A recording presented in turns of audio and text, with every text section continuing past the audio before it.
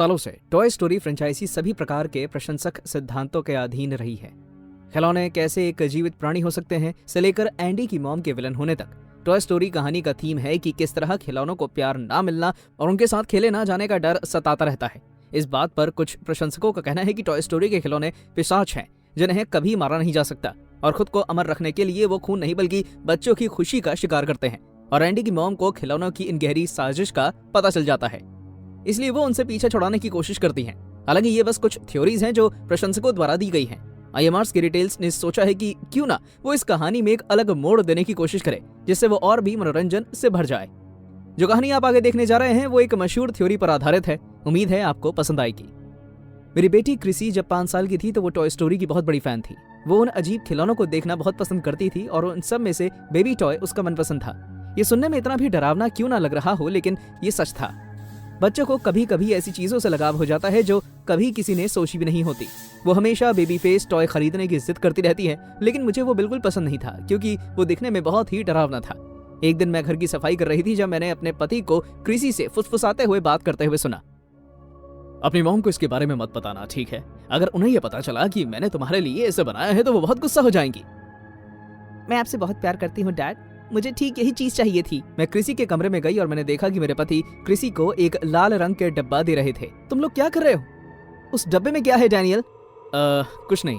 Chrissy भागते हुए मेरे पास आई और उसने कहा, डैड ने मेरे लिए बेबी फेस टॉय बनाया है। प्लीज मम्मी, क्या मैं इसे रख सकती हूँ प्लीज? मैंने वो डब्बा खोला और अपनी जिंदगी के सबसे बुरे सपने को हकीकत में बदलते हुए देखा। डैनियल एक इंजीनियर है और किसी तरह वो हमारी बेटी के लिए टॉय स्टोरी का एक बहुत ही डरावना खिलौना बना दिया था। वो अजीब ढंग से हंसा और उसने कहा, क्रिसी बहुत समय से ये मांग रही थी मिंडी, आखिरकार ये खिलौना ही तो है। लेकिन ऐसा कैसे हो सकता है कि इससे तुम लोगों को घिन नहीं आती? मुझे नहीं लगता कि किसी भी बच्चे को ऐसी किसी भी चीज से खेलना चाहिए। लेकिन मम्मी ये चलता भी है। क्रिसी ने उस खिलौने को जमीन पर रखा और उसके बड़े से सर के पीछे लगा एक छोटा स्विच चला दिया। मेटल की बनी मकड़ी जैसी टांगों से वो किसी दूसरी टूटी हुई गुड़िया का सर लगाए वो खिलौना क्रिसी के कमरे में घूमने लगा। ओह गॉड, ये कितना डरावना लग रहा है। अब बस भी करो मिंडी, तुम जरूरत से ज्यादा सोच रही हो। आखिरकार एक खिलौने से खेलने से क्या ही हो जाएगा। ठीक है, तुम इसे रख सकती हो। ओह मेरी प्यारी मम्मी। क्रिसी ने मुझे गले लगाया और आखिरकार अपने सपनों का खिलौने पाकर बहुत ही ज्यादा खुश हो गई। पूरे दिन क्रिसी ने अपनी आंखों के आगे से बेबी फेस खिलौने को दूर नहीं होने दिया। यहाँ तक कि डिनर टेबल पर भी मुझे उस खिलौने को बर्दाश्त करना पड़ा। वो मुझे घूर रहा था। डिनर करने के बाद मैं बर्तन धोने और किचन संभालने में बिजी हो गई।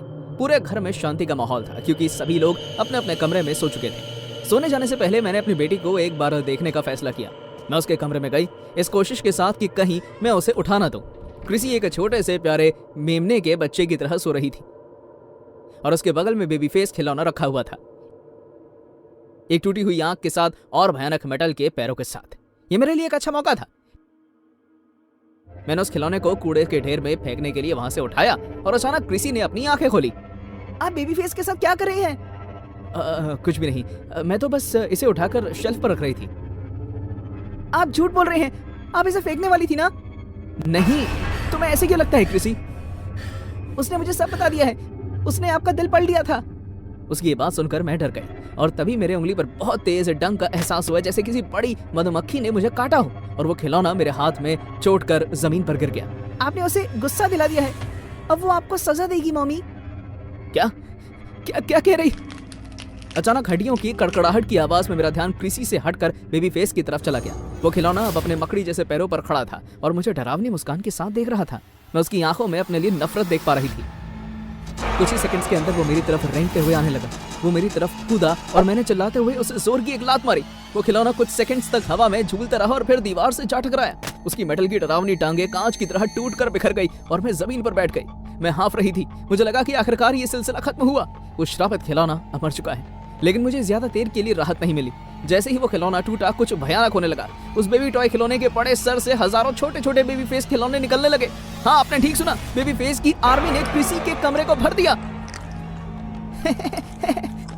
जाओ जाओ, पकड़ो मॉम को, जाओ। क्रिसी इन राक्षसों को मुझ पर हमला करते हुए देख खुशी से तालियां बजाने लगी। इससे पहले कि मैं उठकर भाग पाती, वो सब किसी मकड़ी के झुंड की तरह मेरे ऊपर चढ़ चुके थे। वो हर जगह रेंग रहे थे, हाथों पर, टांगों पर, चेहरे पर और यहाँ तक कि मेरे कपड़ों के अंदर भी। उनके छोटे छोटे मेटल के पैर जैसे मेरे ऊपर छेद कर रहे हूँ। मैं एक ही बार में हजारों सुइयां मेरे अंदर घुसाई जा रही महसूस कर रही थी। बचाओ बचाओ, मुझे मुझे बचाओ, डैनियल मदद करो। न जाने मैंने उन रेंगते हुए बेबी फेस से पीछा छुड़ाने की कितनी भी कोशिश क्यों ना कर ली हो, वो मेरे ऊपर हमला करते ही जा रहे थे। मुझे लगा कि बस ये मेरी जिंदगी का अंत है, मैं इन बेबी फेसेस द्वारा जिंदा खा ली जाऊंगी।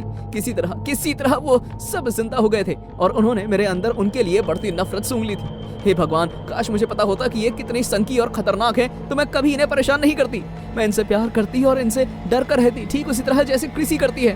प्लीज, अगर मुझे एक भी और मौका मिल सकता है तो मैं कसम खाती हूँ कि मैं इनकी भी मॉम बन जाऊंगी। लेकिन मुझे लगता है कि अब इसके लिए बहुत देर हो चुकी है। मैं बेबी फेसेस के झुंड में डूबती जा रही थी। वो किसी बेबी वैम्पायर की तरह हंस रहे थे। जो कट्स उन्होंने मेरे शरीर पर लगाए थे, मैं महसूस कर सकती थी उसकी मदद से ये मेरा खून पी रहे हैं और उनका सर लाल हो रहा था। मैं जहन्नुम में थी और कोई मेरी मदद के लिए नहीं आया। धीरे धीरे मेरे अंदर जीने की इच्छा और ताकत दोनों ही खत्म हो गई। आप इसी के लायक हैं मम्मी। यही होता है जब आप बेबी फेस से नफरत करती हैं। क्रिसी बिस्तर पर बैठकर मुझे छुड़ाने लगी। मुझे यकीन नहीं हो रहा था कि मेरी बेटी मेरे खिलाफ थी। धीरे धीरे उसका सर डरावने बेबी फेस में बदल गया। मेरी खूबसूरत बेटी का सर एक आंख वाले खिलौने जैसा दिखने लगा।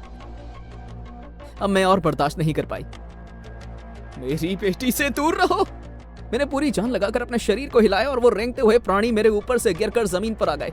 एक बार जब मैंने उनसे खुद को आजाद कर लिया, मैं क्रिसी के ऊपर झपटी, जो अब मेरी बेटी नहीं रही थी। मैंने उसका बल्ब जैसा सर पकड़ा और उसे दीवार पर जोर जोर से मारने लगी। तुमने मेरी बेटी को अपने वश में कर लिया। मैं तुम्हें मार डालूंगी, मैं तुम्हें मार डालूंगी। स्टॉप इट गुड़िया, ये तुम्हारा अंत होगा। मरो मरो मरो। मैं उस खिलौने का सर दीवार पर मारती गई। मैं रुकी नहीं, नहीं हिचकिचाई, बस मारती रही। मरो मरो मरो। मिंडी, ये तुमने क्या किया? डैनियल की आवाज सुनकर मैं दोबारा होश में आई। मैं उसे बताना चाहती थी कि मैंने बेबी फेस का खात्मा कर दिया है।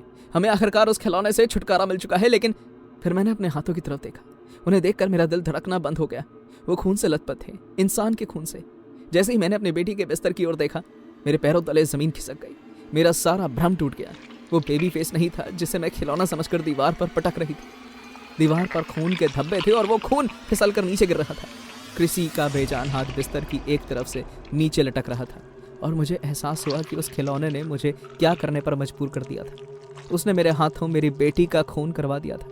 वहाँ बेबी फेस का कोई झुंड नहीं था, जैसे वो कभी वहाँ रहा ही ना हो। बस एक ही बेबी फेस वहाँ टूटा हुआ पड़ा था, जो मेरे पति ने मेरी बेटी के लिए बनाया था।